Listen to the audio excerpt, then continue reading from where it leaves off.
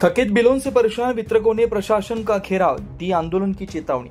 अन्न धान्य वितरण योजना से जुड़े वितरकों ने थकित भुगतान को लेकर जिला प्रशासन के खिलाफ नाराजगी जताते हुए जिलाधिकारी कार्यालय का रुख किया। वितरक संघ के प्रतिनिधियों ने कहा कि नवंबर 2024 के बिलों का भुगतान अब तक नहीं किया गया है, वहीं 2 अन्य महीनों के ऑफलाइन बिलों की राशि भी अटकी हुई है। इसके अलावा पिछले 4 महीनों से वितरकों को उनके काम की राशि नहीं मिली है, जिससे वे आर्थिक संकट में जूझ रहे हैं।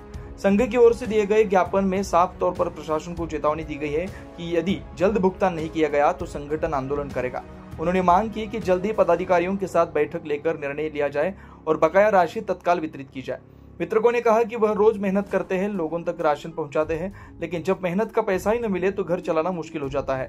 उन्होंने बताया कि योजना के लाभार्थियों तक समय पर सेवा पहुंचाने के लिए वे हर मुश्किल का सामना करते हैं, लेकिन सरकार और प्रशासन की बेरुखी ने उन्हें संघर्ष की राह पर ला खड़ा किया है। ज्ञापन में वितरकों ने मांग की कि उनकी समस्याओं को गंभीरता से लिया जाए और भुगतान की प्रक्रिया में पारदर्शिता लाई जाए, जिससे भविष्य में ऐसी परेशानियों से बचा जा सके। संघ ने प्रशासन को अल्टीमेटम देते हुए यदि उनकी बात नहीं सुनी गई तो वे बड़ा आंदोलन करने के लिए मजबूर होंगे। नागपूर से न्यूज फर्स्ट के लिए रोशन बोकडे की रिपोर्ट। 6 महिन्याचे नाही आले, काही लोकांना 4 महिन्याचे, काही लोकांचे ऑक्टोबरपासून 2024 ऑक्टोबरपासून थकीत आहेत। 6-6, 7-7 महिन्याचे बिल पेंडिंग आहेत। त्यामुळे काय आता समस्या होत? समस्या काहीच नाही, लोकांची बिलं मिळाली पाहिजे एवढीच। आम्ही राज्य सरकार फक्त विनंती करू शकतो, आम्हाला कुठलंच आंदोलन कुठलं काही करायचं नाही आहे।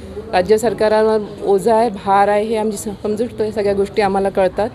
आम्ही 2 वेळा जाऊन फक्त विनंतीच करायची आहे राज्य सरकारांना की शक्यतो सर्वांना न्याय मिळाला पाहिजे। लाडकी बहीण योजनेचा त्यांना त्यांच्या परीने त्यांच्या पद्धतीने त्यांचा शेअर त्यांना मिळाला पाहिजे।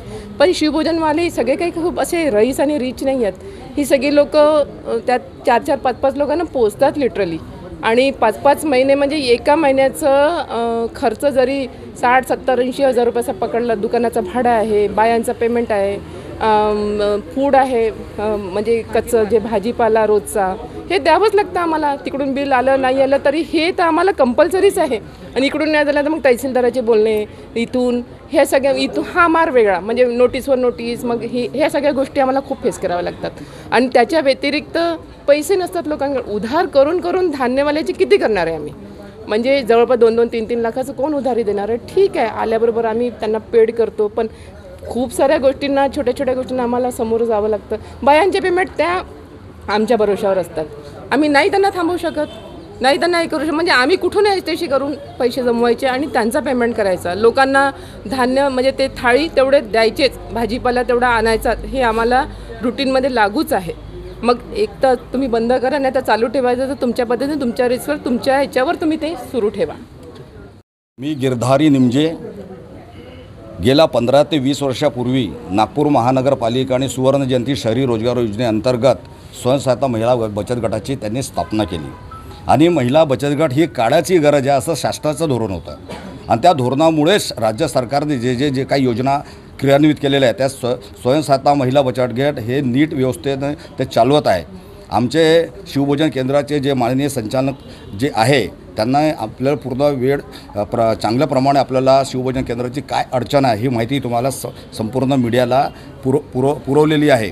मला एकच म्हणायचं आहे की राज्य सरकारने म्हणजे देवेंद्र फडणवीस सरकार हे सक्षम सरकार आहे, असं म्हणता येणार नाही की त्यांचं लक्ष आहे नाही, पण त्यांनी शिवभोजन, आमची मागणी एकच आहे, कारण की आता ज्यांनी बाईट दिली आमचा ताई त्यांनी सांगितलं आहे, कारण की शिवभोजन संचालकांना रॉ मटेरियल आणणे, कार्टिंग खर्च करणे, किराया भाडे देणे, आणि जे कर्मचारी आहे त्यांना मासिक पेमेंट देणे हे खूप कठीण झालेलं आहे। कारण की तानाजी भाऊ वनवे यांनी सांगितलं की 1 किंवा 2 महिना ठीक आहे, परंतु 6-6 महिन्याचं सरकार शिवभोजन केंद्राचे बिलापासून केंद्र संचालकाला बिलापासून वंचित ठेवत असेल तर स्वयंसहायता महिला बचत गटावर हे उपासमारीची पाळी म्हणजे आल्यासारखं आहे। म्हणून स्वयंसहायता महिला बचत गट जास्त प्रमाणात, आणि त्याचं हे गरीब आणि गरजूचं जे लाभ मिळत आहे तर शासनाने वर्दुळाचं स्थान ज्या ठिकाणी दिलं होतं शर्ती आणि अटी अनुसार, त्यानुसारच हॉस्पिटलची जागा असेल, बाजारपेठ असेल, रेल्वे स्टेशन असेल, बस स्टॉप असेल, या ठिकाणी बहुत प्रमाणात जास्ती प्रमाणात स्वयंसहायता महिला बचत गट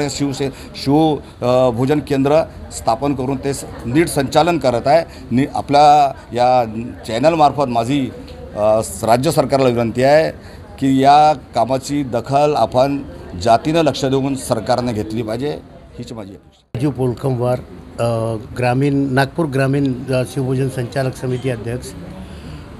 नागपुर ग्रामीण में पिछले 5 महीने से अनुदान ही नहीं दिया जा रहा और महिला बचत गट को दिया हुआ है सभी केंद्र, और रोज़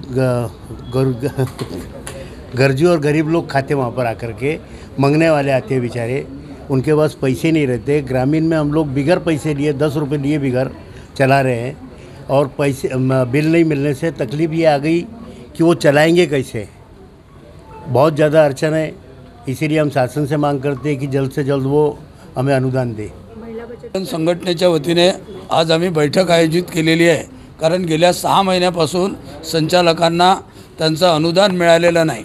बऱ्याचशा महिला बचत गटाला ह्या शिवभोजन थाळी केंद्र मिळालेले आहेत।